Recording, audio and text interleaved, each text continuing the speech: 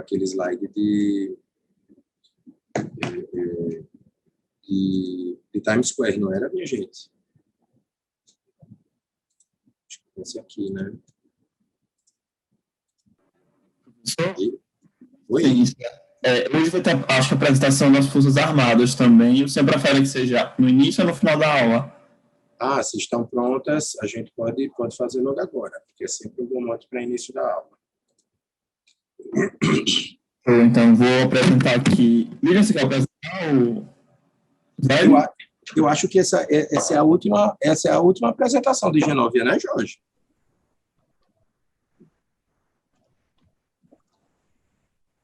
Perfeito. E, gente, vocês não acham chique esse microfone que ele usa? Isso é muito arretado. Gente, assim, fica humilhado realmente com a qualidade tecnológica da coisa. Eu tenho que ser autorizada para poder compartilhar a tela. Sim. Você já está autorizada, Lilian. Seja bem-vinda. Obrigada. Estou super curioso para saber das Forças Armadas.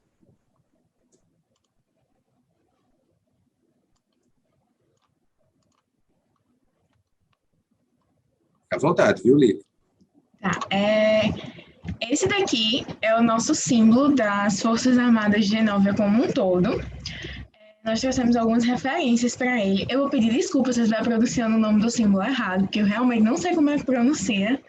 Mas eu perguntei a Pedro qual o nome daquele símbolo que ele tinha usado como referência na bandeira. E ele escreveu Sonhombo. Eu não sei pronunciar, gente. Eu já vou pedindo desculpa. E a gente trouxe algumas referências dele. Eu pesquisei um pouco sobre o significado dele. E a gente trouxe a referência dos triângulos, porque no símbolo eles têm 2 triângulos para baixo. Eles fazem referência tanto à ponta de uma flecha, quanto à ideia de que vão eliminar, eles vão ganhar dos inimigos, tanto internos quanto externos. Aqui embaixo dele, a gente vai ter os 2 retângulos na horizontal. Esses retângulos na horizontal, eles representam honestidade e justiça. E a chama no meio significa riqueza, sucesso e prosperidade da nação. Todos esses símbolos, eles estão no meio dos 2 retângulos verticais. Os 2 retângulos verticais, eles vêm de um provérbio mongol que fala sobre união e amizade. No caso, eles significam que juntos, todos eles são mais fortes do que qualquer muro de pedra. Acho que o provérbio mongol era: a amizade de 2 é mais forte do que muros de pedra. Significa que todas essas forças armadas juntas, elas são mais fortes e elas conseguem vencer qualquer inimigo. Bom, eu vou falar agora, pessoal, sobre a organização, a estruturação interna das Forças Armadas. E é o que a gente pensou, como o nosso país está entre a França e entre a Inglaterra, que são 2 potências, assim, digamos, com tendências para atuar em outros países, a gente tinha que ter uma força militar forte, principalmente para a nossa conexão com a França, para permitir que nós fôssemos independentes, nós fôssemos uma nação independente. E aí, na organização das forças, a gente pensou em dividir ela em três grandes ramos, que é o Exército, a Marinha e a Aeronáutica.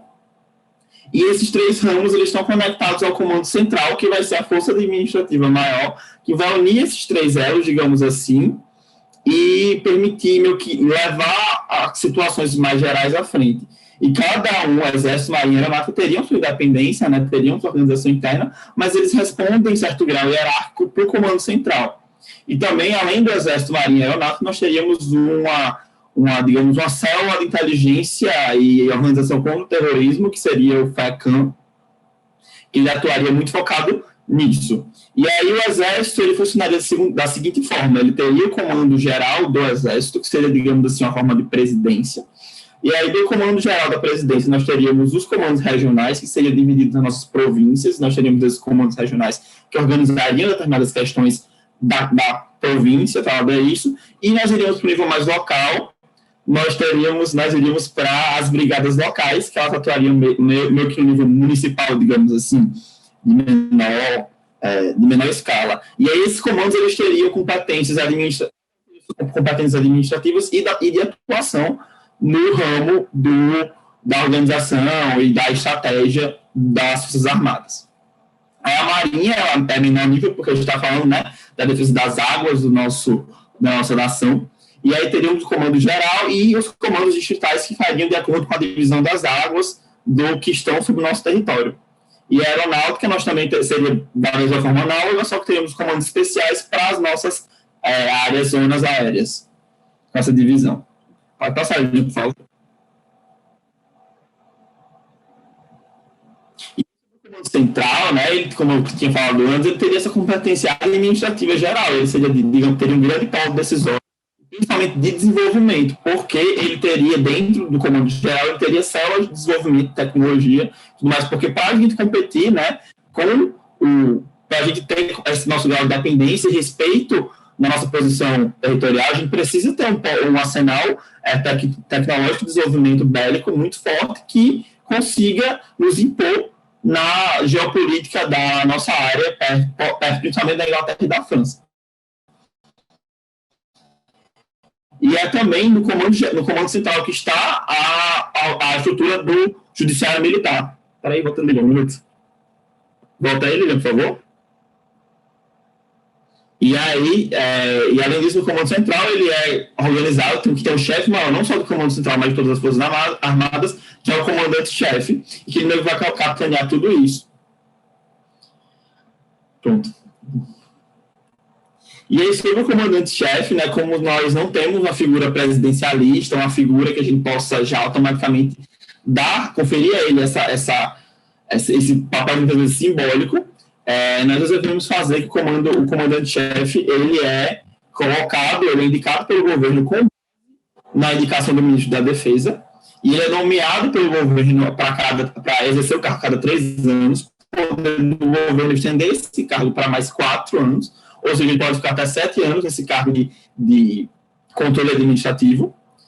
E a gente quis trazer essa ideia do comandante-chefe, ele não ser só apenas um papel simbólico. Óbvio que ele tem um papel simbólico, mas ele tem muito aquilo de responder, de estar lá para trazer para a nação o desenvolvimento e trazer para a nação a atuação das Forças Armadas, uma boa atuação das Forças Armadas.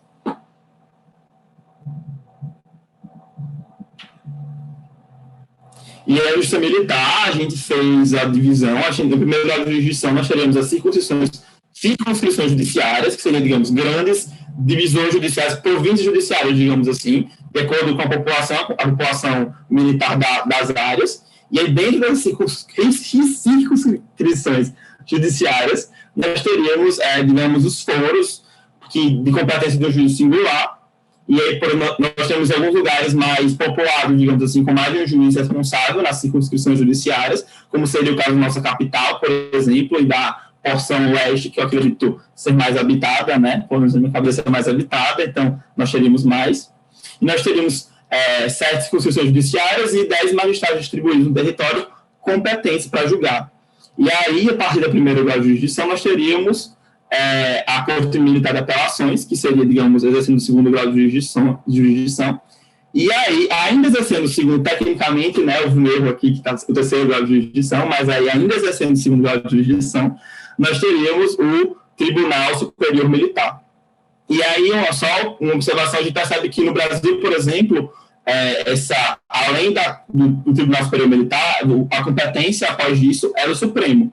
E a gente discutiu e pensou que talvez seria interessante dar à Justiça Militar essa última ratio, digamos assim, para o caráter de decisões e litígios dentro dele mesmo, não colocar na Corte Superior do país. E aí ele divide os três ramos, né, das Forças Armadas. Nós temos o Exército, que ele é responsável pelas operações terrestres, com o seu respectivo símbolo. Nós temos a Marinha, que é responsável pelas operações navais e também da guarda da nossa costa. E nós temos a Aeronáutica, que é responsável pelas operações aéreas, com o seu símbolo. E nós temos também as academias militares, que são a formação dos integrantes de cada uma dos nossos ramos. E aí cada ramo, digamos, o Exército, a Marinha, a Aeronáutica, eles vão ter a sua academia própria. E cabe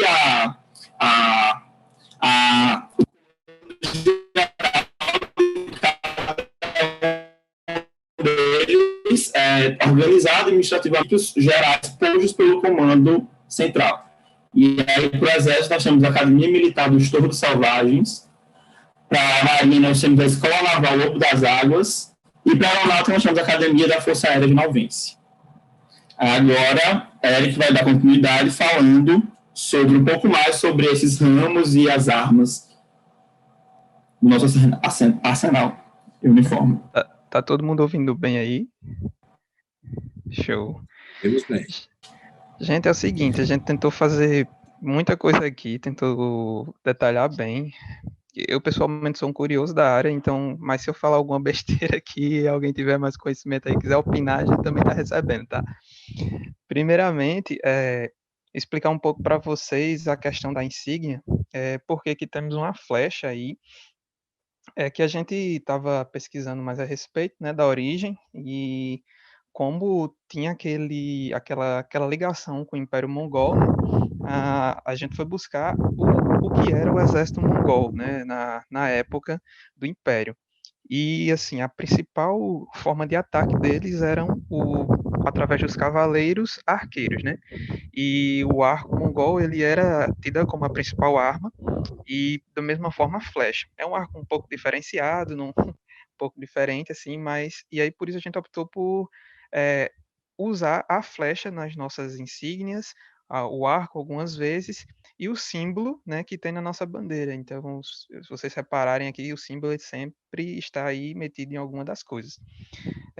Para quem não tem muito conhecimento, assim, não tem muita curiosidade sobre isso, essa aqui, a insígnia, ela é o símbolo de fato. E o cocar, é o que vai na cauda das aeronaves. Então, cada força aérea tem a sua, para distinguir a sua aeronave. Obviamente, hoje em dia as aeronaves não são pintadas na cor do país mais, porque isso não faz mais sentido, todo mundo, né, atua com a camuflagem bem padrão, assim, mas tem geralmente o cocar, seja na cauda, seja ali abaixo do cockpit, né, onde fica o piloto. Então a gente procurou fazer utilizando a cor da bandeira também aqui. Pode passar, Lilian. E aí, tratando de uniforme, a gente está utilizando aí esse Marpat, pegamos fotos da pessoa, porque é muito complicado de achar o tipo de camuflagem que você precisa, na cor que você precisa e tudo mais. Mas esse aqui é essa é uma camuflagem que foi desenvolvida lá pelo Exército Americano, e por que a gente está utilizando ela em específico?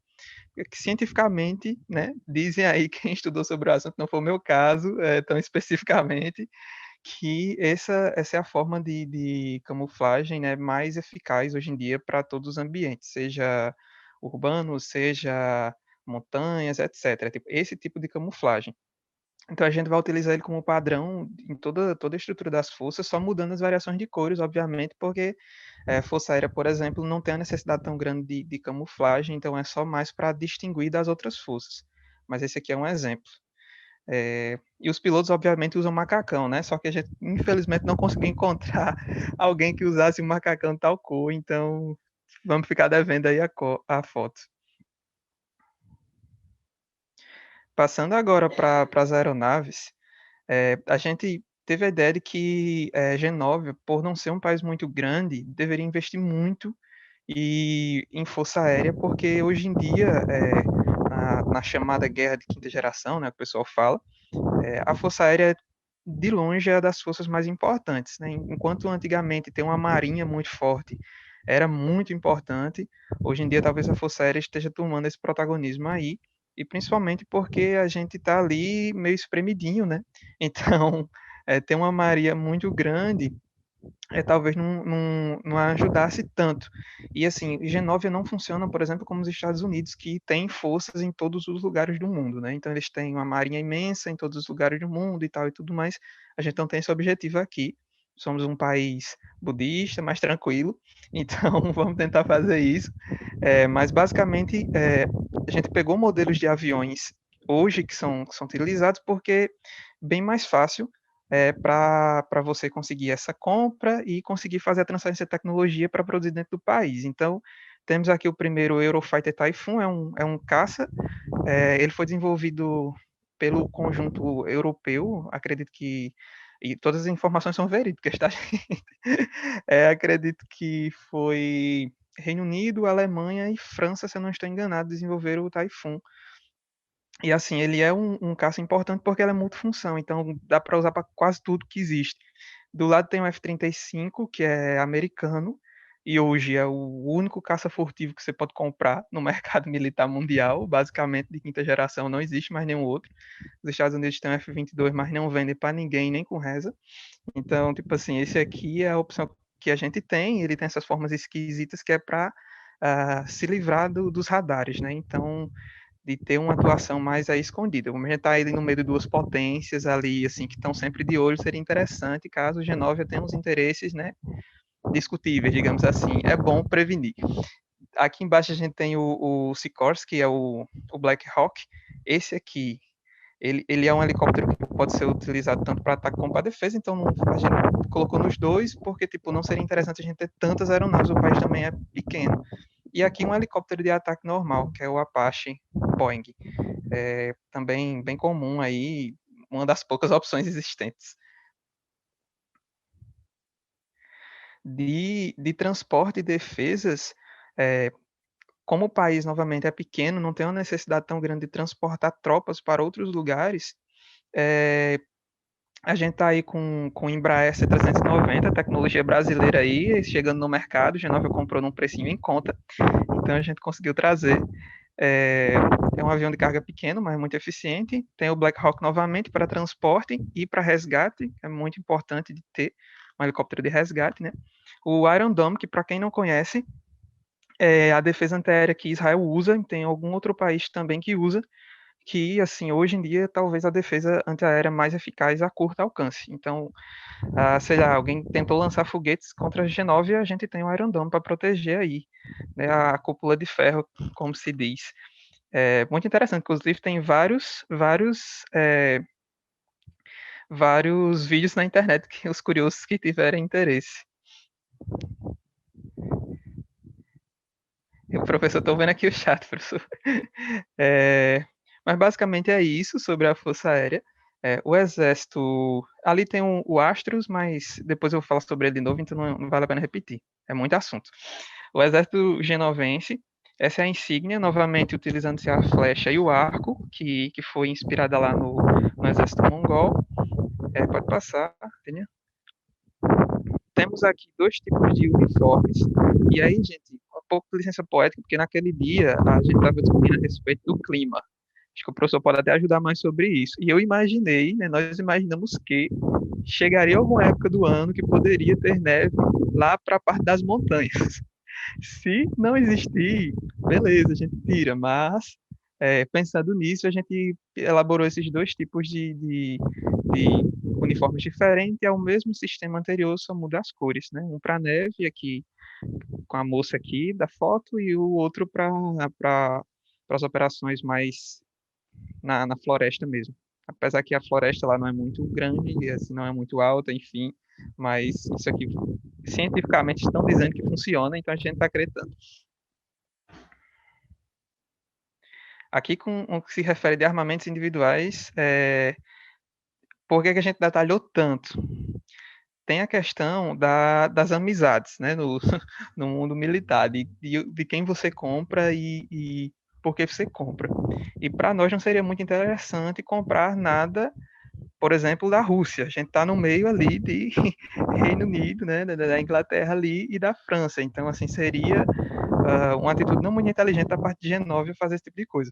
Então, a gente acabou optando por materiais ocidentais, né, digamos assim. Então, tem aí esse fuzil aqui de cima, que é utilizado pelo exército britânico. G9 está produzindo aí com transferência de tecnologia. As pistolas da SIG, que são americanas, mas G9 está comprando aí também, não vale a pena produzir, não usa-se muito. Temos aqui um fuzil de precisão também britânico e a popular lança-rojões aqui, que foi adquirido lá da Suécia. Então tá tudo bem aí, fechadinho. E aqui os carros de combate e artilharia. Bem, hoje em dia não se usa tanto isso, mas, porém, entretanto, é bom ter, né? É melhor prevenir do que remediar. Então, a gente adquiriu aí alguns Guarani, que são aqui, que são brasileiros também. G9 pegou numa compra conjunta lá com um avião, e a gente conseguiu adquirir, porque esses veículos são bem mais rápidos do que os blindados sobre esteiras, né? Aqui embaixo, então, eles conseguem se mover muito mais rapidamente e podem ser ambulâncias, etc. Isso aí vai transportar basicamente as tropas e alguns combates leves. Temos aí o Challenger 2, que é um blindado britânico, que a gente também ali na parceria conseguiu comprar. E embaixo a gente tem o Astros, novamente é brasileiro o Astros. A compra com o Brasil foi bastante grande, inclusive.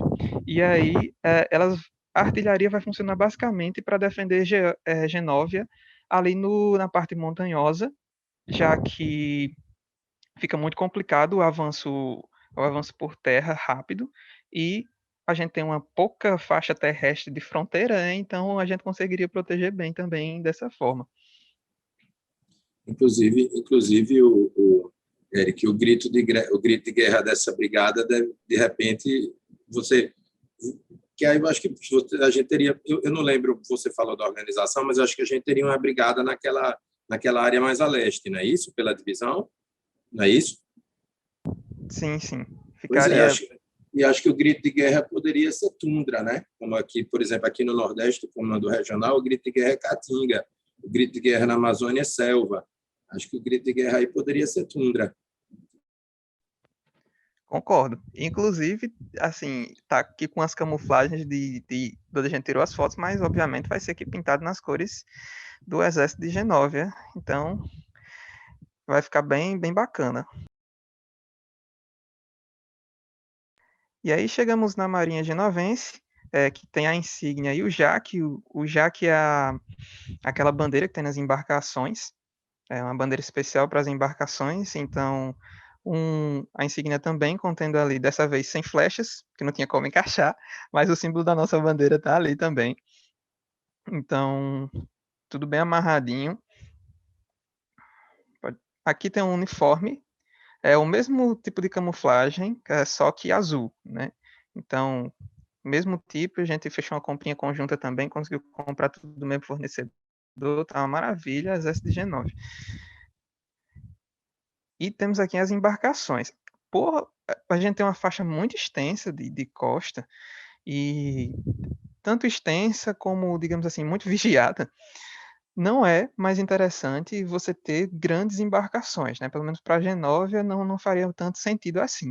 Então, por exemplo, não faz sentido Genóvia ter um porta-aviões, um território ali tão pequeno, tão facilmente acessável. Qualquer uma dessas aeronaves que a gente viu aí consegue cortar Genóvia, talvez em minutos. Então, assim, é bem tranquilo. Então a gente procurou por investir mais em submarinos. Esse aí é da classe Astute, é um submarino também britânico, e nuclear, então ele é bem silencioso, pode passar até 25 anos debaixo d'água sem problema nenhum, né, enquanto o pessoal tiver comida, e é bem tranquilo para conseguir patrulhar a costa de Genóvia ali, bem, bem escondidinho. Aqui temos um navio dessa classe Darwin, que é digamos assim, é um destroyer, como se chamava, né? Mas é um navio menor para patrulha, né? Para aquele navio que você usa para dizer, olha, eu tô aqui. Tipo assim, eu tô aqui e tal, submarino, ninguém vê o navio, o pessoal vê. Aqui, esse classe América aqui do meio, ele não é um porta-aviões, apesar de parecer, ele é um porta-helicópteros na realidade, e um navio de desembarque anfíbio. Por quê? Porque se por algum motivo, por exemplo, Genóvia for atacada lá nas montanhas, e a base, pelo menos a gente tinha pensado de ser do lado de cá, né, a base naval, tendo em vista a facilidade assim do terreno mesmo para se montar uma base. Então, essa seria a forma da gente conseguir jogar muita tropa do outro lado, se fosse necessário, fôssemos pegos de surpresa, alguma coisa do tipo. Então, seria por isso. Aí o Classe América, esse aí, navio de desembarque anfíbio. Inclusive era muito grande, talvez não seja tão bom para a G9 assim, mas encontrar outro menor tá difícil. E esse último aqui, que é um navio de busca e salvamento. Então, não sei se vocês lembram uma história passada aí, em que a Argentina perdeu um submarino e que correu várias buscas de salvamento, o Brasil acredito que inclusive tem um desses, todo país tem o seu, então é muito importante até mesmo para você fazer essas missões humanitárias, como o professor citou ali em cima, você fazer um resgate de algum navio, alguma embarcação, que não necessariamente precisa ser militar, mas qualquer outra embarcação que precisar de ajuda, e X-9 estão aí com seu navio de busca e salvamento para auxiliar especificamente nisso. Então, eu acho que é isso, né, Lilian? Acho que acabou. Muita informação, mas a gente tentou deixar bem detalhado. Mas eu estou impresso, bom, primeiro palma, né, minha gente? Por favor, porque realmente eu estou impressionado com o conhecimento de vocês sobre Forças Armadas. Deu trabalho? Deu bastante trabalho.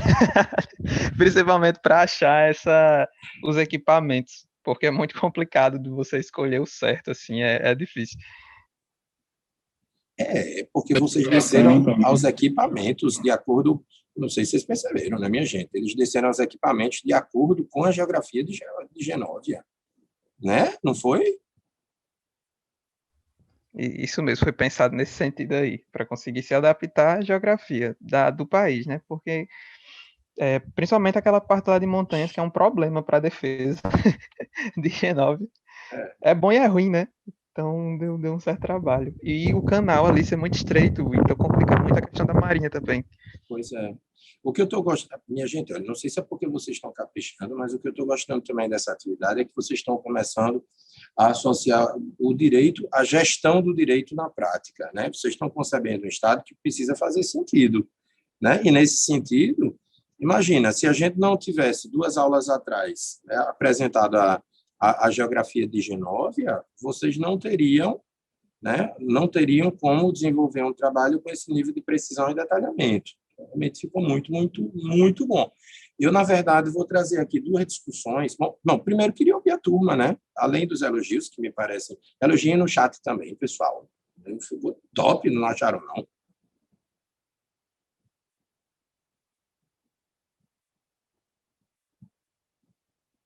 Eu achei top. Mas eu queria ouvir também vocês... eu queria ouvir vocês sobre o que vocês escutaram, né? Para ter green card. E depois eu teria umas observações a fazer. O que é que vocês têm a dizer em termos de comentários, sugestões? Depois eu arremato aqui com algumas reflexões que eu mesmo fiz. É que assim, a gente queria botar tudo top, né, em Genóvia, porém, talvez o orçamento de Genóvia também não fosse tão grande. E a gente não tinha essas informações, então foi necessário crescer em alguns lugares e baixar um pouquinho em outros. A Força Aérea foi bem investida e o Exército não tanto, e a Marinha um pouco menos, mas tipo assim, a Força Aérea foi bem investida porque...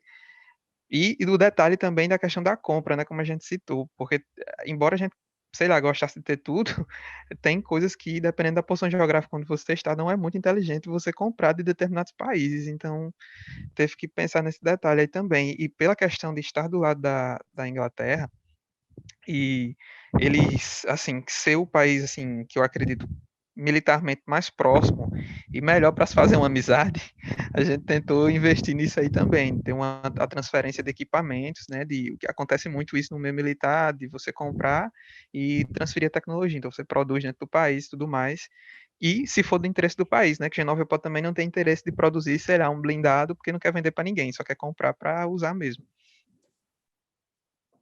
Perfeito, perfeito. Achei fantástico. E na verdade, na vida as coisas acontecem justamente assim, né, Eric? Assim, não vai ter esse país que vai ter condições de investir seu dinheiro em tudo, por exemplo. Israel gasta quase 30% do que arrecada, né, da sua economia em segurança. Então, realmente, se você fosse formatar à luz da estrutura de defesa israelense, você estaria muito provavelmente aí com muita coisa superior a Genóvia. Mas eu não preciso dizer que Israel sacrifica algumas coisas para poder gastar 30% do seu orçamento com segurança, né? Então, não existe não existe almoço grátis quando se trata do dinheiro público, né? Você tem uma quantidade de dinheiro à sua disposição e você vai ter que gastar da forma mais eficiente possível, de modo que faz todo sentido que se prestigie uma força em detrimento de outra, tendo em vista as particularidades, né, de cada país. No caso do Brasil, por exemplo, por conta da floresta amazônica, você tem que investir bastante no Exército, né? Porque aí você tem tem que investir bastante também na Força Aérea, como forma de monitoramento daquilo, né? E aí, mas você precisa investir no Exército. O Exército Brasileiro é o exército mais bem preparado do mundo para combate em florestas. Não sei se vocês sabem disso. Mais bem preparado do mundo para combate em florestas, por conta da floresta amazônica. Todo ano o exército americano vem treinar aqui, né? Isso. Porque o exército americano é péssimo em floresta. Isso. Não é à toa a guerra do Vietnã, né? Exatamente. Aliás, filmaço ontem, viu, Eric? E você que disse que gosta. Destacamento Blood. Eu não sei se vocês... Acho que... Jorge, caso eu não mencione nenhum outro filme, esse é um filme muito bom para assistir, está na Netflix. Inclusive diz respeito à guerra do Vietnã. Então, acho que só um pontozinho rápido aqui que a gente falou lá, mas vocês até comentaram no chat, a gente esqueceu de especificar, que foi a Jorge até falou, temos nosso próprio Mossad, foi pensado justamente com base no Mossad, até no CIOs, nos Spetsnaz, né, da Rússia e tal, que seria Genóvia, por ter tido esse histórico, né, de guerras, ali de ter sido um povo explorado e tudo mais, não seria interessante para a Genóvia descuidar da inteligência e ter uma força ali ao lado do exército para cuidar somente dessa questão de inteligência e um contra-terrorismo aí nos pareceu muito interessante. Então a gente criou, e o nome da força é o nome do general do Império Mongol, né? Acredito, o maior líder. E a gente colocou lá. E foi por isso, acho que esqueceu de explicar, mas enfim, foi por esse motivo.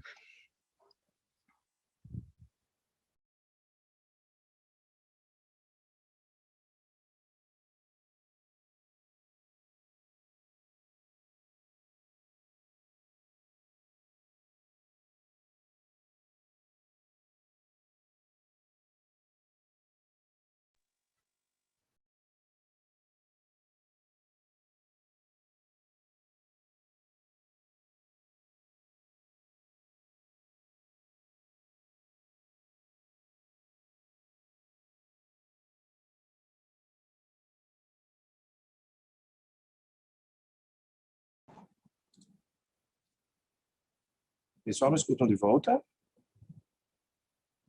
Perfeito, pessoal. Parece que eu tinha travado. Vocês pegaram até onde? Que eu vinha dizendo?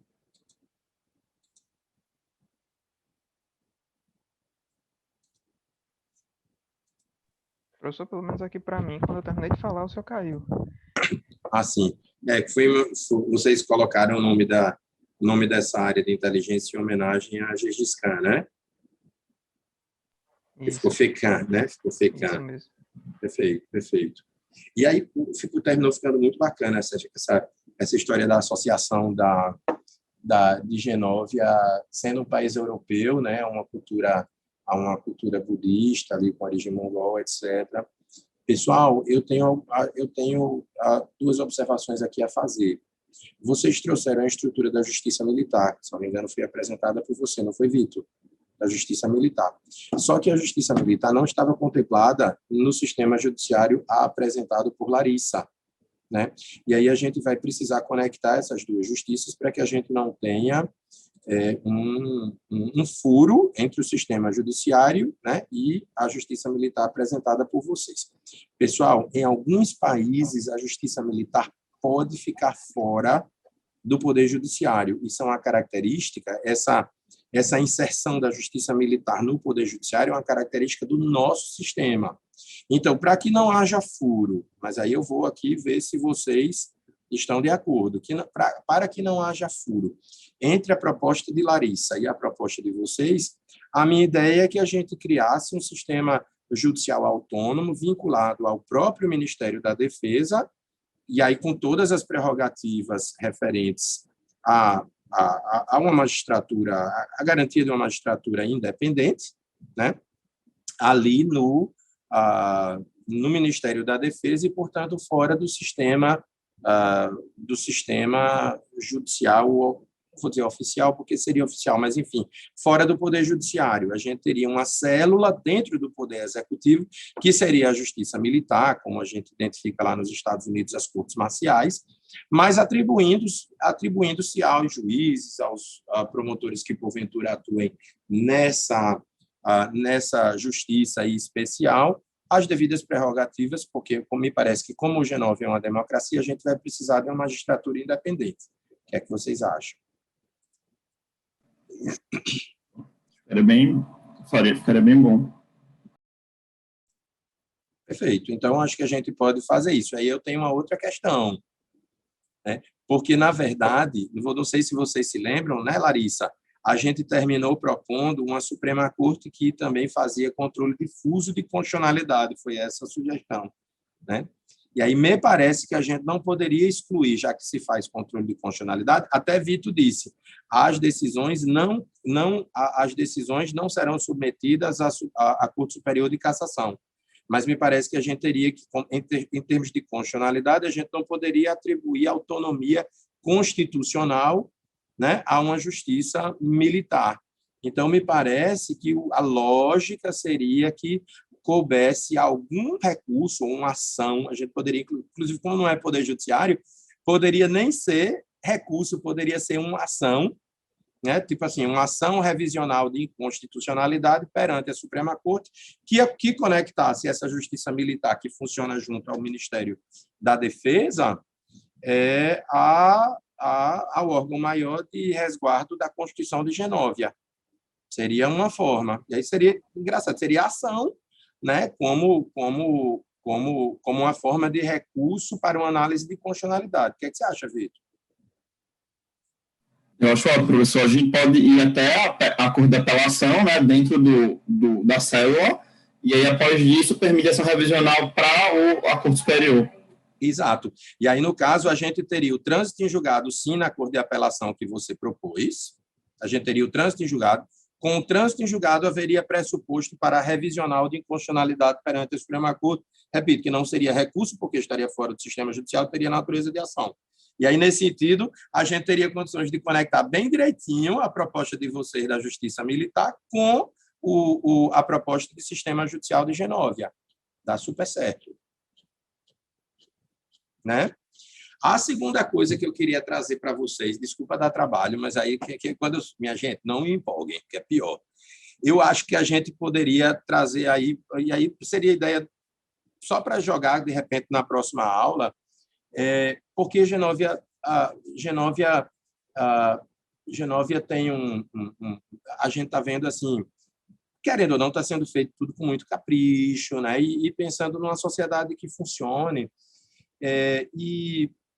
Genóvia tem a particularidade de estar afincada lá na Europa, trazendo um pouco da filosofia budista, né?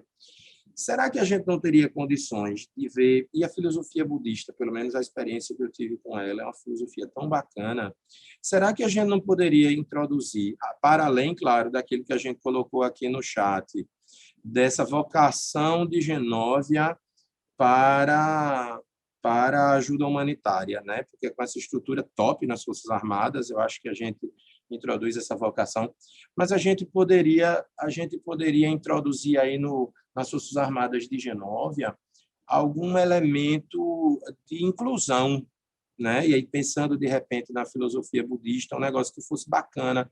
Então, assim, não precisa ser para hoje, mas será que não dava para você na próxima aula trazerem só uma específica política inclusiva que a gente criasse para o Exército de Genóvia? Eu acho que ficaria top, né, para a gente compreendendo um pouco, a gente já tem ali os direitos fundamentais previstos, né, e essa ideia de que é uma civilização que está fincada num ambiente cristão, mas trazendo uma religião predominantemente budista, né, e aí a gente sabe, né, que o budismo traz aquela coisa enfim, a gente pensar, lembrando que, inclusive, quando a turma veio da Mongólia, parou ali na Índia, né, você tem uma cultura mais pacifista, etc., eu acho que a gente teria condições de trazer alguma coisa bacana para né, introduzir esse elemento inclusivo na, na, na, nas Forças Armadas de G9. Vocês topam? Vamos sim, professor. Estou pensando aqui como poderia ser.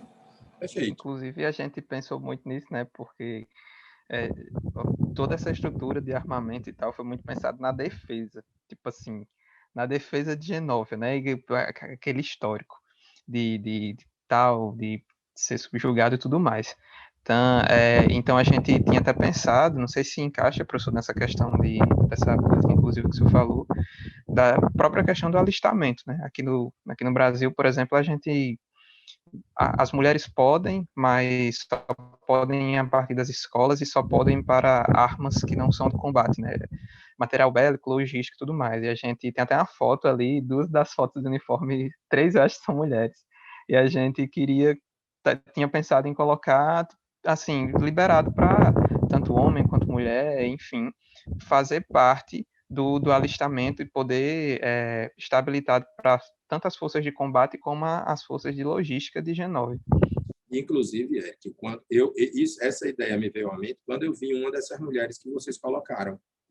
Entendeu? Porque vocês, o slide meio que já mostrava uma postura inclusiva, e aí eu disse, olha, já que os slides estão mostrando essa postura inclusiva, a gente poderia ter uma política pública, né?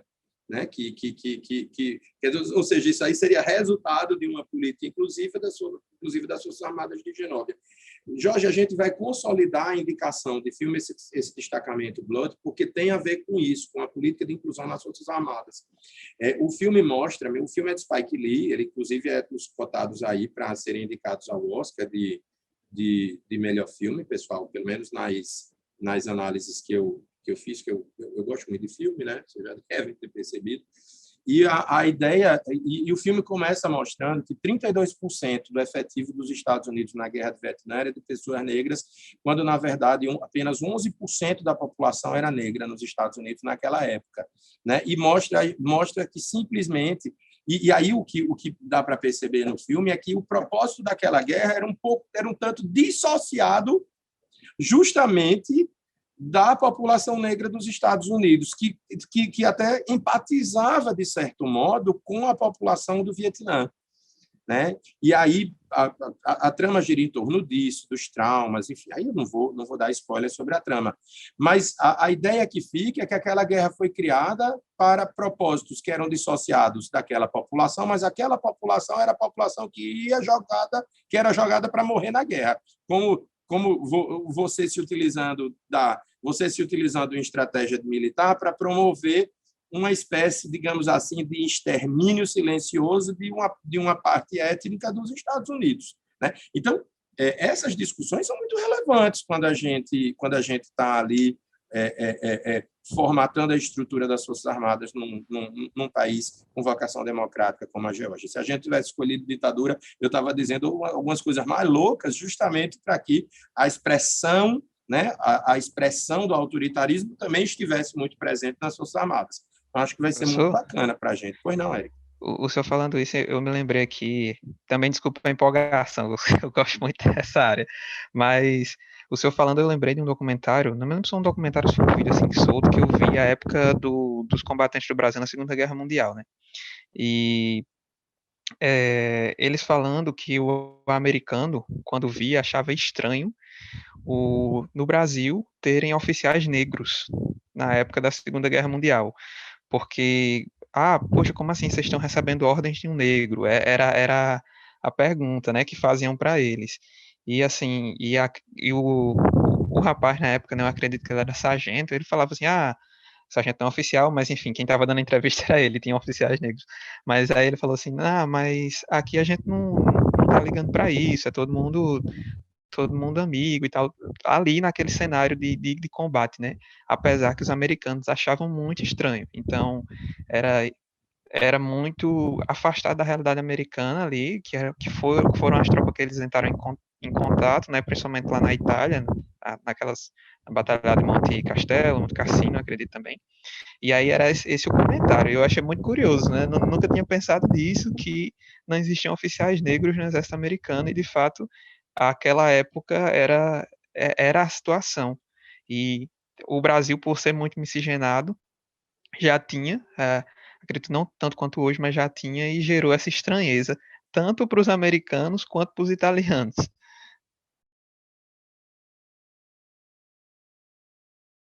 Na verdade, é que são coisas silenciosas que a gente percebe, claro, em documentários, mas que na verdade, ficam escancarados mais propriamente nos estudos sociológicos. A gente não percebe isso quando estuda o direito numa perspectiva apenas dogmática, porque, a rigor, se a gente for verificar direitinho, vários são os ramos, em particular do direito público, que escondem elementos opressivos, autoritários em sua legislação e na forma como ela está estruturada. O direito penal, por exemplo, quando você estuda o direito penal do antigo regime, você percebe aí, numa perspectiva francesa, você percebe, por exemplo, que a reação ali em Beccaria é uma reação também sociológica a um modelo de Estado que, atrelado a uma política penal que tem por objetivo o resguardo do status quo.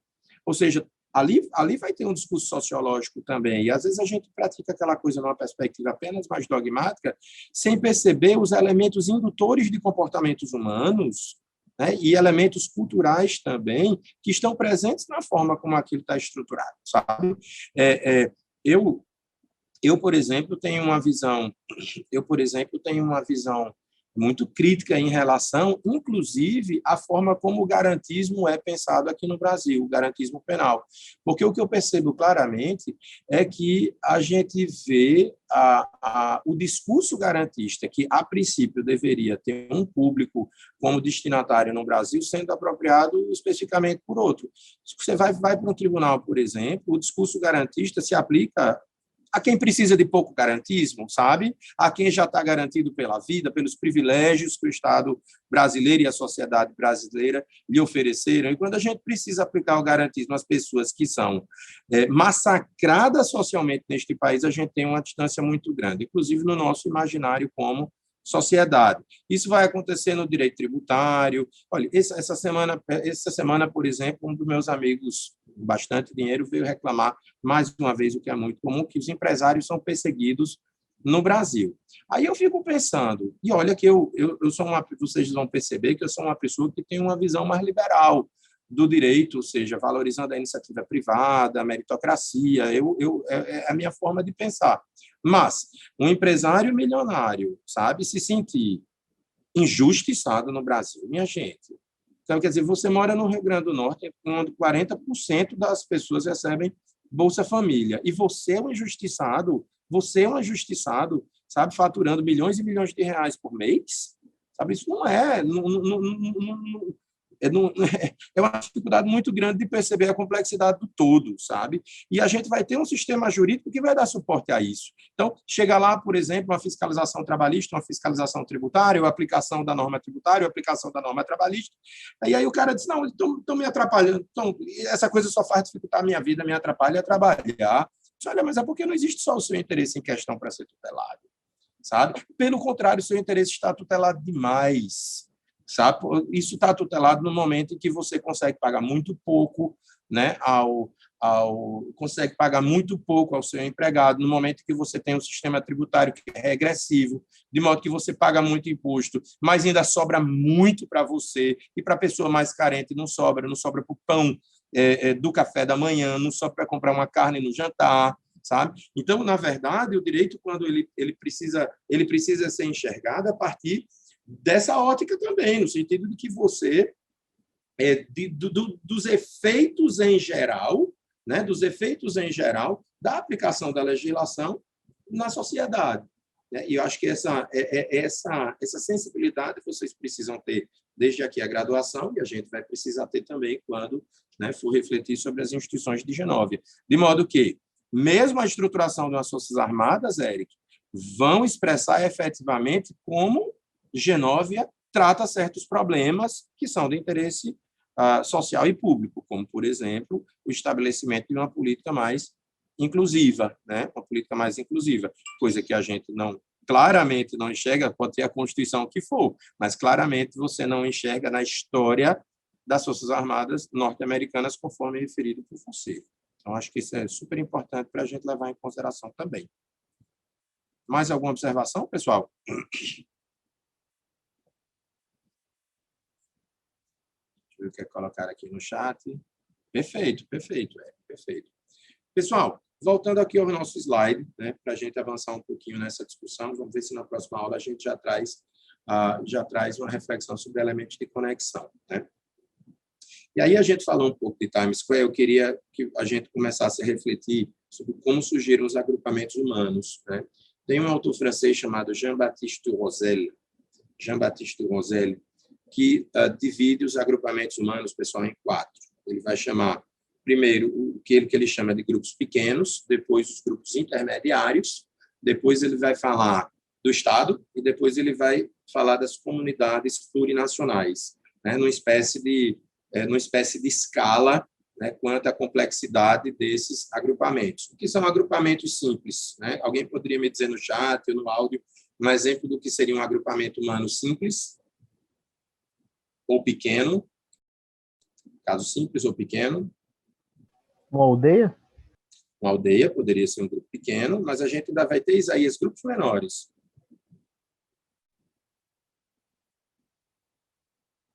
Deixa eu ver aqui no chat. Isso, uma família. Uma família, perfeito. Uma família é um exemplo de um grupo pequeno. A referência aí a Mary Kate e Ashley Olsen não é por acaso, porque elas são da mesma família, né? A gente vai ter um agrupamento pequeno como sendo um exemplo. Alguém aqui tem filhos? Alguém da turma tem filhos?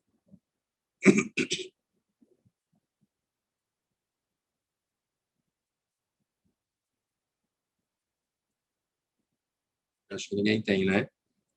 Jorge, você pretende ter quantos filhos?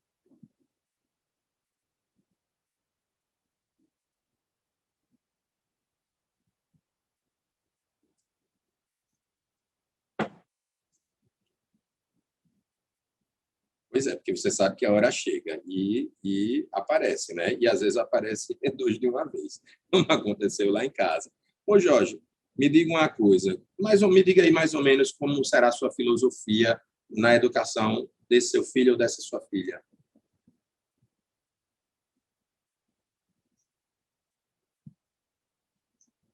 Pois comece.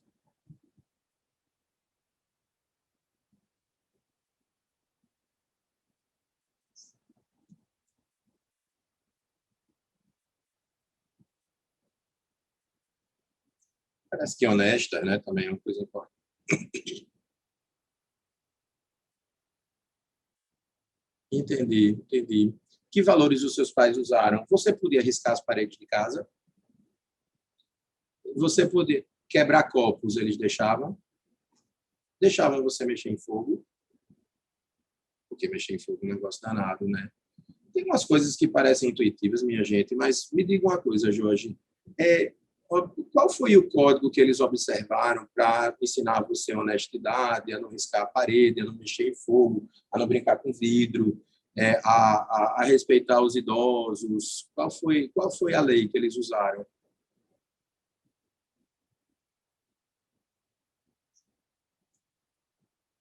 A relação que existe entre você e seus pais, considerando a infância e a adolescência, que você falou aí moral, ela vai ser jurídica também?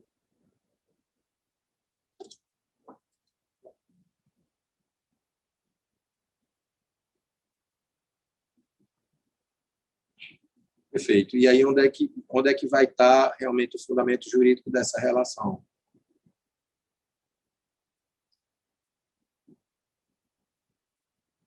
Sim, da relação entre você e seus pais, entre eles e você. E onde é que está escrito isso?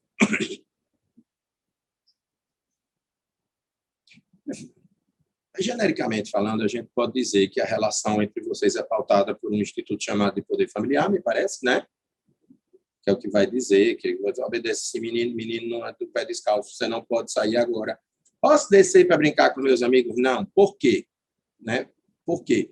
Por exemplo, Jorge, todas as vezes que você os questionava, eles apresentavam uma fundamentação? Porque você sabe que um juiz ele só pode sentenciar uma questão jurídica qualquer de forma fundamentada. Os pais precisam fundamentar? Pois é, porque eu não sou muito, eu não sou eu não sou um baluarte da democracia dentro de casa, não, confesso a vocês. Lá em casa eu já cheguei a dizer que o Estado sou eu, que olha ao redor, tudo isso aqui é meu. Lá em casa é qualquer uma coisa. E aí, assim, claro que na medida do possível você vai explicar, e isso é muito importante, acho que entra nessa relação mais democrática também do poder familiar, você dizer, minha filha não pode por isso, por isso, por isso, mas quando fica insistindo e não quer assimilar, né, aí você corta, não, porque quem manda sou eu e você vai obedecer. Isso não pode acontecer no Estado, pode, Jorge? Pois é, pelo menos num Estado que se propõe a democrático como Genóvia. Né? Não foi feito aí o sistema judicial por Larissa para um juiz simplesmente olhar para um judicionado de Genóvia e dizer vai ser assim porque eu quero, porque quem manda, porque não é assim que funciona em Genóvia. É verdade que houve uma opção por Genóvia como um Estado democrático. E os Estados democráticos são mais complexos do ponto de vista institucional do que as ditaduras, porque as ditaduras, pessoal, do ponto de vista da institucionalidade, se aproximam muito dos grupos pequenos. Por que eu fiz todas essas perguntas, pessoal? Porque, claro, que haverá uma previsão na Constituição brasileira sobre a família, que vai dizer mais ou menos como a coisa acontece. Você lá no Código Civil tem algumas menções à relação pais e filhos no contexto da família também, inclusive o próprio poder familiar. A criança tem alguns direitos que são tutelados pelo Estatuto da Criança e do Adolescente, mas o fato é que nessa relação que vai existir entre pessoas nos grupos pequenos, não vai haver uma legislação detalhada sobre como as pessoas devem se comportar em relação a este ou aquele assunto. Existe um espaço de autonomia aos pais para definirem como querem criar seus filhos, né? Como acham que é correto, que tipo de marco ético deve delimitar a convivência dentro daquela família. Então, eles vão poder escolher a escola, vão poder escolher observando, claro, a autonomia da criança e o desenvolvimento da criança, mas o fato é que eles vão poder escolher ali, né? E, em particular, quando as crianças estão mais jovens, depois essa autonomia vai se revelando, e na adolescência isso vai acontecer, tanto que é um momento sempre, não sei se vocês já repararam, vocês agora que estão caminhando para o fim do curso, se tinham conflito com seus pais, já notaram que os conflitos diminuem quando vocês vão atingindo uma maturidade na idade adulta? Eu digo porque eu vivi em conflito com meu pai. Quando eu cheguei no fim da faculdade, esses conflitos hoje é uma relação de amor, mas eu vivi em conflito com ele na adolescência. Por quê? Porque justamente é o momento em que o adolescente vai criando certa autonomia, desenvolvendo ali a capacidade de autodeterminação, e ele entra em choque com o que havia idealizado o pai, porque, claro, no início a criança não tinha condições de revelar minimamente, né, o seu desejo de que tal caminho fosse observado. É assim que a coisa funciona. E aí o que a gente vai identificar nos grupos pequenos, minha gente, é que neles a gente vai enxergar um nível menor de institucionalidade. As relações nos grupos pequenos são mais fluidas, mais livres para serem estabelecidas caso a caso, o que não vai acontecer, por exemplo, no Estado. Se a gente for pensar nas comunidades intermediárias, por exemplo, a gente já vai ter um nível de institucionalidade um pouco maior. Então, imaginemos aí como uma comunidade intermediária, um grupo intermediário, o condomínio em que você mora. Por quê? Nos grupos pequenos, as pessoas são muito próximas e se conhecem bem, né? Pode ser uma aldeia, Isaías, mas teria que ser uma aldeia numa acepção mais primitiva, né? Então, uma aldeia indígena, por exemplo, que todos se conheçam, que exerçam ali uma vida mais comunitária. Mas no caso de um condomínio de um prédio, por exemplo, no meu prédio tem 42 apartamentos, salvo engano. Eu não conheço 50% dos moradores no meu próprio prédio.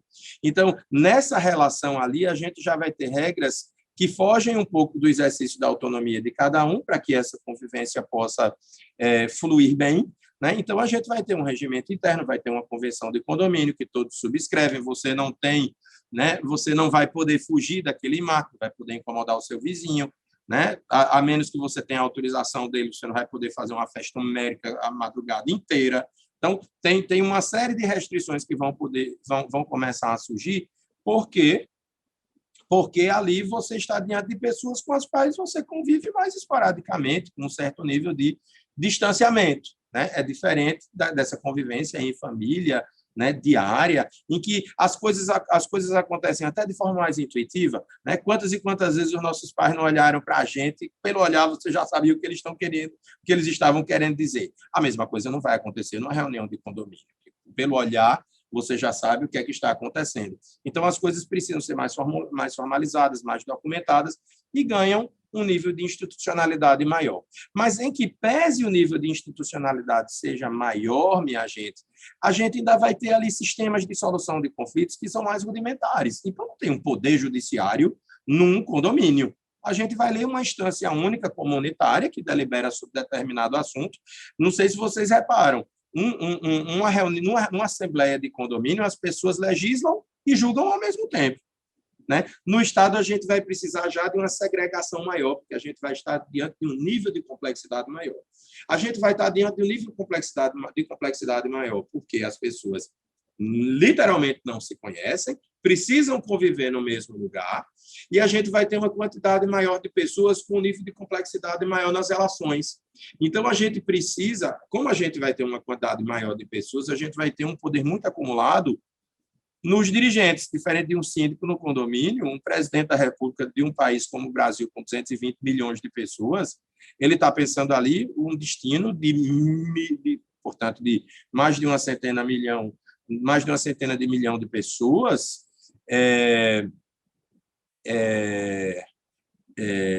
mais de uma centena de milhões de pessoas, que rigorosamente ele não sabe quem são, né? E até considerando a falta de empatia que a gente vê na grande maioria dos presidentes do Brasil, não sabem nem em que condições vivem, porque o Brasil é um país muito desigual. Então, ali a gente já vai ter uma dificuldade de permitir um acúmulo muito significativo, muito expressivo de poder nas mãos de uma determinada pessoa. Então, você vai construindo aquelas estruturas que a gente estuda aqui no curso de Direito. A gente vai trazer uma Constituição, né, como um norte inicial. Ali você vai ter uma dimensão ética e política muito significativa, como resultado de uma negociação coletiva em torno de um marco de convivência coletiva entre todos nós, e que vai proibir que déspotas se utilizem do poder que será outorgado pela população para fazer valer a sua própria agenda, né? A gente vai ter a legalidade, né, também ali como um instrumento de expressão da vontade coletiva. A gente vai ter, do ponto de vista institucional, o princípio da separação dos poderes, a garantia de direitos, como nós vimos aí na Constituição de Genóvia. Aliás, foi o que a gente viu no primeiro dia, não foi, Jorge? A gente se preocupou, é parlamentarista? É isso, é aquilo? Quais são os direitos que são assegurados? Né? Foi super importante, minha gente, a gente começar a Genóvia, né, percebendo o que cada cidadão precisa, né, como garantia contra um Estado eventualmente arbitrário, sobretudo contra um governante eventualmente arbitrário, para poder conviver, né, a partir de um marco ético que reflita as características daquele povo, que é o povo de Genóvia, né? Então, é assim que a coisa simplesmente funciona no Estado. A gente vai ter uma estrutura muito mais complexa do que uma Assembleia de Condomínio.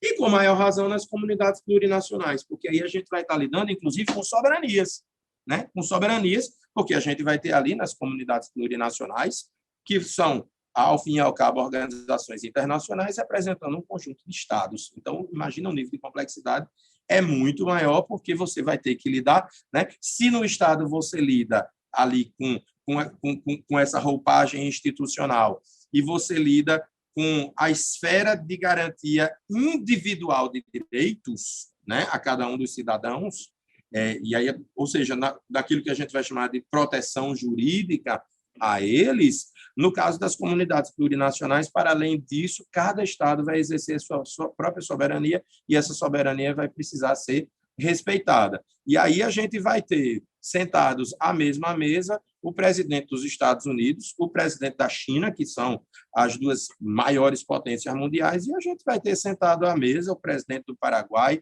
o sultão do Brunei, ou sei lá, Nauru, Nauru, que é um dos menores países do mundo, mas o fato é que ele vai estar lá representado, a representação de Mônaco, que é um negócio desse tamanho, com 15 mil pessoas. O fato é que a gente vai ter essas figuras girando em torno de uma mesa e observando um princípio sobre o qual a gente vai falar daqui a pouco, que é o princípio fundamental do direito internacional, que é o princípio da igualdade entre os Estados, né?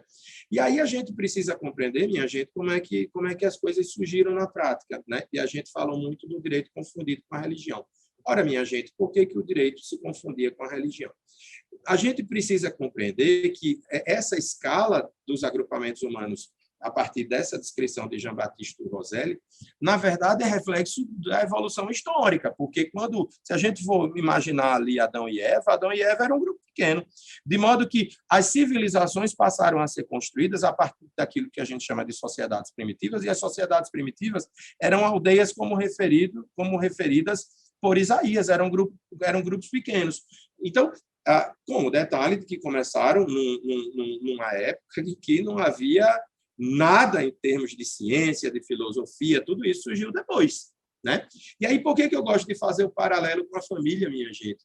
Porque você pensar num direito sendo desenvolvido num grupo pequeno como esse, no início das civilizações, era como colocar a minha família, eu, Daniela, Laura, Isabel e Clara, agora em Marte, e a gente vai começar a explorar um novo planeta. E olhe, minha gente, que quando a gente pensa em mim, Daniela, Laura, Isabel e Clara, algum referencial prévio de conhecimento de construção científica a gente já tem, pelo menos para pautar o nosso comportamento. O danado é que, se nos colocar em Marte, né, a lei da gravidade já não vai existir uma série de coisas, né, que são que hoje a gente tem e que terminam sendo transmitidos no contexto da família. De modo, minha gente, que se a gente for entrar em Marte agora, é como se nós fôssemos um grupo de crianças, né? É verdade, repito, que com um certo nível de estudo que eu já tenho hoje, mas o fato é que numa realidade completamente diferente e paralela. A gente vai estar tateando para tentar compreender como é que as coisas funcionam. Ora, quando a gente teve neste nosso planeta as primeiras civilizações, eles não apenas eram crianças como eu, Daniela, Laura, Isabel e Clara em Marte, mas eles não tinham nenhum referencial prévio de conhecimento, eles não tinham cultura adquirida. Então, rigorosamente, as primeiras civilizações, pessoal, eram crianças. Crianças, o juízo era de crianças. Adão e Eva eram crianças. Crianças. Não é à toa que ela resolveu, minha gente, ouvir a serpente. É uma doidice. Né? Resolveu ouvir a serpente. Toma, pega. Parece coisa de criança mal criada. Come essa maçã, Adão. Come essa maçã, Adão. Disse que não fizesse. Né? É como criança que precisa, sabe, como você diz, não risque a parede, sabe, não bote a mão no fogo. Ela parece que precisa esperar queimar para perceber que fogo queima. Né? Então, nesse sentido, o direito precisava, não fazia nem sentido que ele não se confundisse com a religião, porque, como você não tinha referencial de conhecimento prévio, minha gente, a sua vida no planeta era uma grande aventura. E essa grande aventura era, na verdade, estimulada pelas crenças. Porque você não tinha um plano de validade científica para dizer, se eu botar a mão no fogo, vai queimar. Não tinha. Você ia simplesmente experimentando. E você ia experimentando como um grupo muito pequeno, sem interagir, né?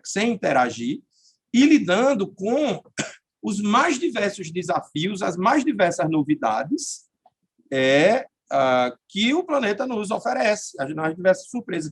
A gente está lidando hoje, minha gente, com o desconhecido e com a surpresa. Esse é um ano bom para a gente falar sobre o surgimento do direito e falar sobre direito internacional privado. Por quê? A gente deve se lembrar como a gente vivia uma situação de pânico entre março, abril, maio, junho, julho, até agosto. Depois, até os médicos começaram a aprender um pouco mais com o coronavírus, hoje já tem vacina, etc. Mas a gente se lembra como o Brasil se tornou um ambiente de irracionalidade naqueles meses. Por quê? Porque a gente estava lidando com o desconhecido e a quantidade de fake news era muito grande, e vocês sabem que isso ainda está muito forte. Essa coisa desses vídeos que são baseadas na crença, na deturpação do cristianismo, na deturpação de determinados valores morais, etc. A convivência naquela época, portanto, minha gente, e aí nas civilizações primitivas, era apenas isso. Porque qualquer fato que ocorresse enquanto a gente vivia no planeta era uma novidade e, nesse sentido, se transformava num grande mito. Então, as civilizações primitivas criavam mitos, né? Mitos a partir de compreensões rudimentares acerca da experiência. Então, por exemplo, quando alguém resolveu pular de um penhasco e morreu pela primeira vez, certamente alguém pulou com a expectativa de que poderia voar. Alguém caiu e morreu para que se chegasse efetivamente a uma informação minimamente confiável de que a gente não poderia, como seres humanos, pular do penhasco e que a gente não tinha a mesma capacidade de voar dos pássaros, por exemplo, né? Mas o que terminava acontecendo é que, ok, a gente adquiria um certo nível de experiência, mas a capacidade de obtenção de conhecimento a partir da observação, ela é um tanto demorada. E antes daquilo que a gente pode chamar de conhecimento, surgiam, minha gente, justamente os mitos. Os mitos, né, que nem sempre se confirmavam, né? E os mitos, eles são muito importantes para o direito, porque a partir dos mitos, minha gente, e os mitos eu não preciso dizer que tem fundamento religioso, porque o fundamento acerca do mito é simplesmente a crença. A partir dos mitos, a gente começou a desenvolver alguns conceitos que foram relevantes para depois a gente adquirir uma roupagem jurídica. Exemplo de conceito que é importante a partir do mito. O pecado. O pecado, minha gente, é o antecedente do ilícito. O pecado é antecedente do ilícito. Você tinha um mito em torno de determinado tema, de determinado assunto, você descumpria uma norma proibitiva, que seria uma norma fruto de uma crença, mas uma norma religiosa, que poderia vir, por exemplo, através dos seus antepassados, né? E ali você incorria num pecado. Como o direito se confundia com a religião, o que a gente chama de ilícito era simplesmente o pecado. E aí você tinha uma punição religiosa, da qual você extrai, por exemplo, o conceito que a gente vai ter de sanção.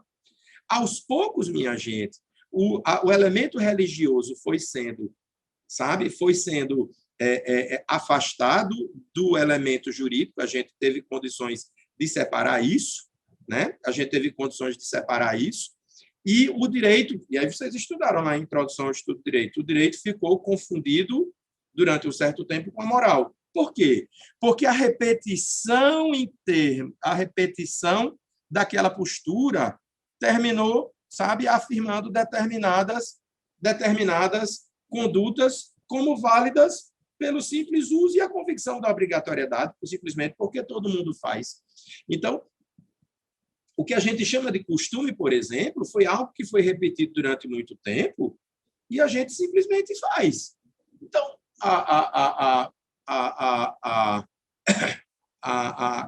quando a gente identifica muito dos comportamentos humanos, a gente meio que repete porque a gente aprendeu daquele jeito e, não sabe por que fugir daquilo. Por que a gente usa roupa?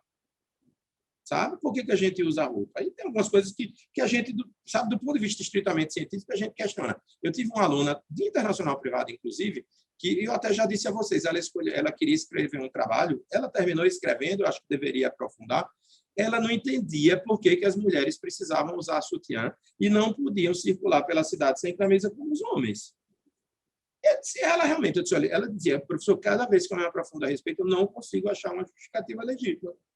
Né? Aí eu disse, olha, mas será que não é como forma de proteger os seios? Porque os seios são mais assim, quando for de uma bolada, de uma pedra, ali são mais sensíveis. Não sei, mas ela disse, aí ela fez o estudo. Não, isso não tem nada a ver com os seios, porque aquilo, enfim. Entendeu, minha gente? O fato é que, num determinado momento, criou-se um mito em torno daquilo, aquilo ali começou a se repetir, né? A crença em torno daquilo simplesmente foi afastada, mas ficou ali um referencial cultural e um discurso moral em torno daquilo. E a gente sabe que depois a moral foi extraída do direito também. Eu enxergo particularmente, trabalho com a premissa, se vocês quiserem, depois eu posso mandar ali posso mandar um PDF do meu livro, porque eu trabalho um pouco disso lá para compreender como é que o direito internacional surgiu, né? Mas o fato é que o que a gente enxerga, minha gente, é que esse elemento religioso, essa coisa da crença, ela esteve sempre muito próxima do direito, né? E ela vai se desapegando aos poucos.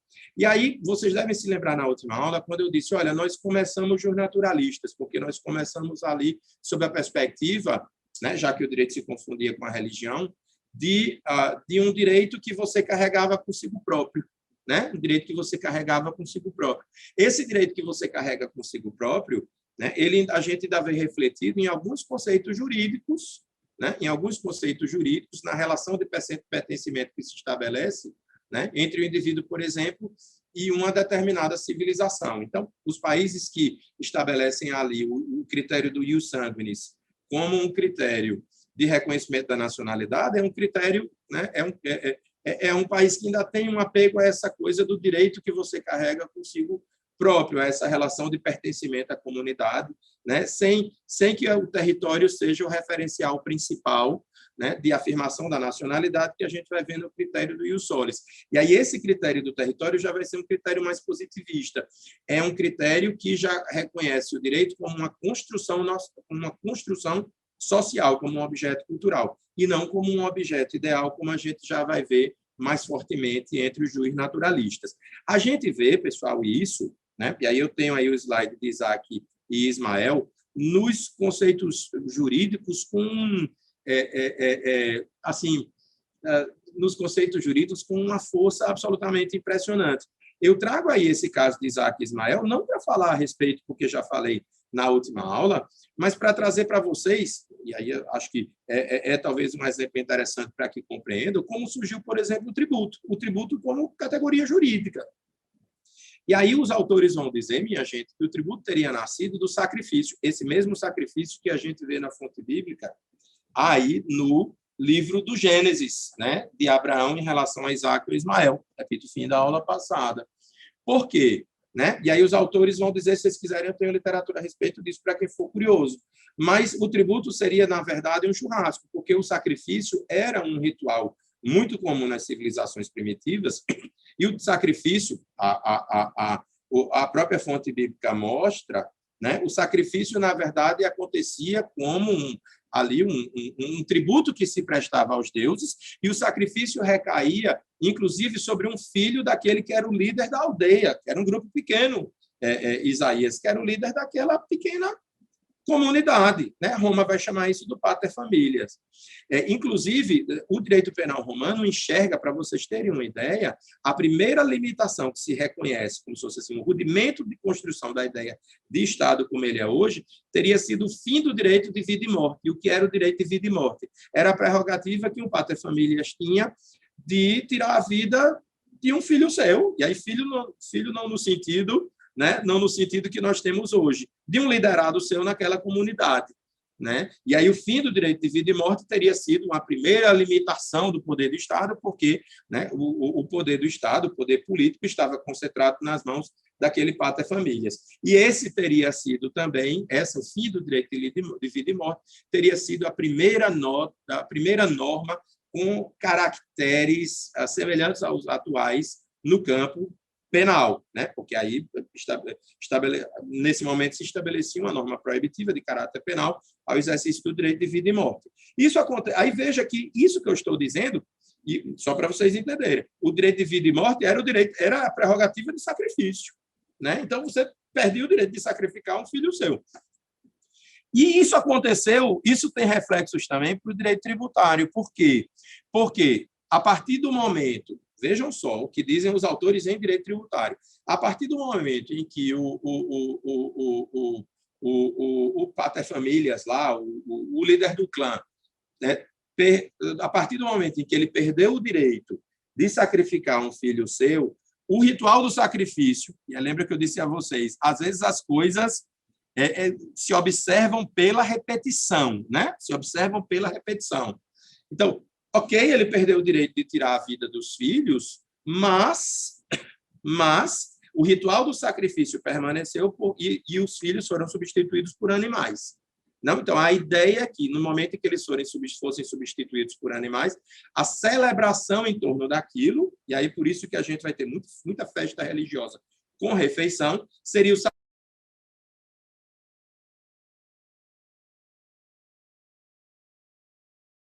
Professor, travou aqui. A minha internet ou foi do senhor?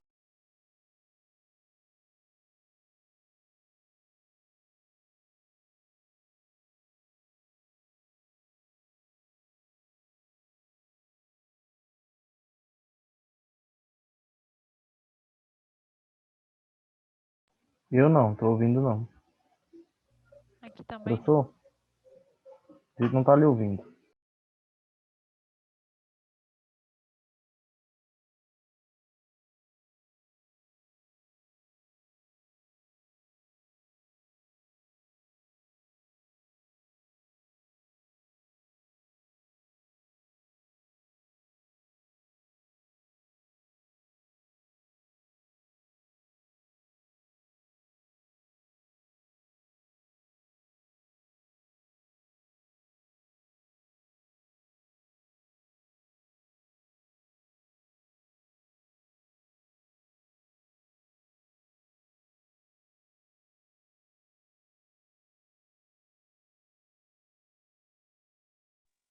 Escutam agora, pessoal? Escutam agora? Perfeito. Vocês realmente a imagem estava aqui, mas o áudio não funcionava. Vocês escutaram até onde, pessoal?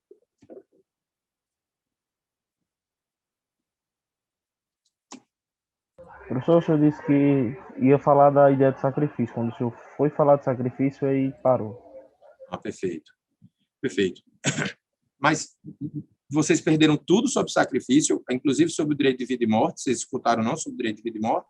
Não, entendemos isso, mas quando o senhor foi falar da substituição. Perfeito, perfeito. E aí chegou um momento, houve um momento, então, que houve o fim do direito de vida e morte, e aí os sacrifícios passaram a ser proibidos, inclusive, como eu disse, eles a partir de um determinado momento, passaram a ser criminalizados, razão porque há quem diga que o fim do direito de vida e morte seria a primeira limitação do poder do Estado, também a primeira norma penal na perspectiva romana, que é a nossa, né? E aí,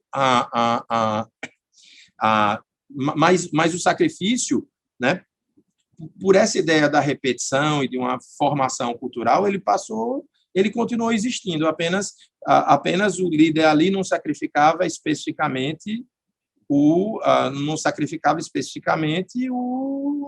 seus filhos, porque isso se tornara proibido. Então, aquele sacrifício dos filhos foi substituído por sacrifícios de animais. Né? E aí, como é que essa coisa acontecia?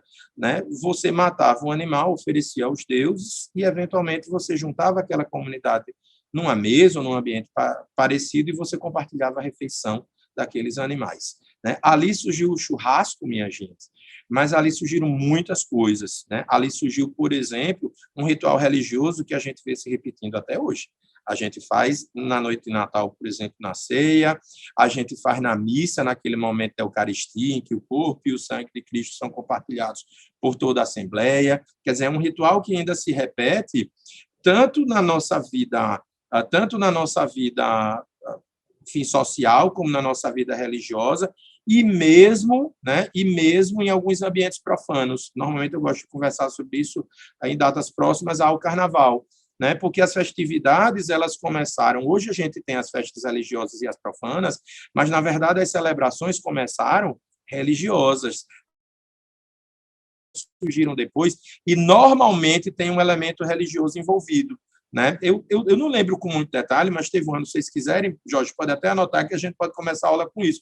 Mas eu fiz um estudo sobre a história do Carnaval. Acho que depois, na aula pós-Carnaval, a gente pode começar a aula discutindo isso e a gente vai ver como essa coisa de fato acontece. Né? E como isso faz parte da formação da nossa cultura. Né? Então, o que é que terminou acontecendo, minha gente? houve essa substituição, o sacrifício de seres humanos por animais, o compartilhamento das refeições, mas, minha gente, chegou um momento em que se começou a perceber que, mesmo depois da refeição, imagina, lá em Asterix matavam um javali, aí sobrava um pedaço da carne do javali, e aí eles começaram a perceber, pessoal, que esse excedente poderia ser doado, tendo ali como perspectiva o bem comum. E, segundo os autores, ali começou a surgir a ideia de tributo, a ideia de você dispor de um pouco do que é seu em benefício das necessidades coletivas. Razão porque as nossas práticas atuais, às vezes até o excesso de formalismo, o processo, etc., vem justamente de como as coisas se comportaram no passado, né? E aí é importante, e aí o que é que terminou acontecendo? O que a gente vê é que, aos poucos, repito, esse elemento religioso foi se desconectando, né? Foi se desconectando dos elementos morais e jurídicos, e depois os elementos morais foram se desconectando, por sua vez, do direito. E isso significa, né, uma espécie de extração do elemento religioso nessa secularização do direito, até que chega um momento em que se reconhece o direito, como eu vinha dizendo, como um objeto puramente cultural, como uma construção do indivíduo. Por que isso é super importante, pessoal, para aquilo que a gente está estudando? Porque iniciando o direito como um objeto ideal, um objeto que você carrega para sempre, como eu disse a vocês, não fazia sentido você falar na noção de território e de espaço num direito que era o único que seria o direito que você carrega, né? Por isso, os meus exemplos no início sobre você levar sua fé a qualquer lugar. Mas no momento que você reconhece o direito como um produto de uma determinada comunidade, você há de reconhecer que a relatividade humana se projeta para o direito para reconhecer um limite de validade daquele direito que você produz como comunidade. E, nesse sentido, vai surgir o conceito de território, que é fundamental para a gente compreender aqui a nossa disciplina, né? Eu vou terminar, pessoal, com um exemplozinho que eu tinha pedido a Jorge para me lembrar, para construir depois um caso a respeito, e a gente vai construir. E quero começar, Jorge, anota para a gente começar a próxima aula com isso, né? Que foi um exemplo que a minha esposa deu, explicando para as minhas filhas, e isso, minha gente, é o fundamento da disciplina de Direito Internacional Privado, né? E para explicar às minhas filhas como se comportarem quando vão dormir nas casas das amigas. Aí que foram dormir na casa de uma das amigas, e aí diz que ficaram estupefatas, porque na casa delas não é possível fazer a refeição assistindo televisão. Não é possível fazer a refeição assistindo televisão. Ora, como aquilo ali é uma regra doméstica e a minha família é um grupo pequeno, ficou ali a impressão às minhas filhas de que as regras domésticas eram meio que ideais, elas eram praticadas em todo lugar. Portanto, como elas ainda não têm um nível de consciência e de conhecimento, elas simplesmente entenderam que o direito era sempre o mesmo em todo local, porque elas não têm a dimensão do que é o jurídico, elas trabalham ali a partir da convicção da obrigatoriedade de uma determinada conduta, elas estão no nível moral, né? E aí a minha esposa precisou explicar, disse, não, minha filha, cada casa tem as suas próprias regras. Cada casa tem suas próprias regras. Em direito internacional privado, minha gente, o Brasil tem suas próprias regras. Genóvia é uma outra casa. Então, no Brasil, é possível assistir televisão enquanto se faz as refeições. Em Genóvia, não. Não existe necessariamente algo do ponto de vista ético que diga quem tem razão num caso ou no outro, mas o fato é assim que funciona. Qual é o objetivo do direito internacional privado? É ser a minha esposa. É estabelecer o elemento de conexão entre uma casa e outra, entre a nossa casa e a casa das amigas, entre Brasil e Genóvia. O que é que a minha esposa diz? São territórios distintos. Nesse caso, minha filha, aplica-se a regra de Genóvia, a regra da casa da sua amiga, porque lá se aplica uma nova norma e a gente, para esse critério, vai observar o território. Então, a minha esposa conectou o Brasil a Genóvia, e é o que o direito internacional privado vai fazer, e a gente já vai compreender isso melhor na próxima aula, tá bem? Então, me lembra de eu trazer essa história para a próxima aula, Jorge? E aí a gente começa a aula com ela, tá bom? Pessoal, Jorge, fica um minutinho, só para a gente combinar uma metodologia.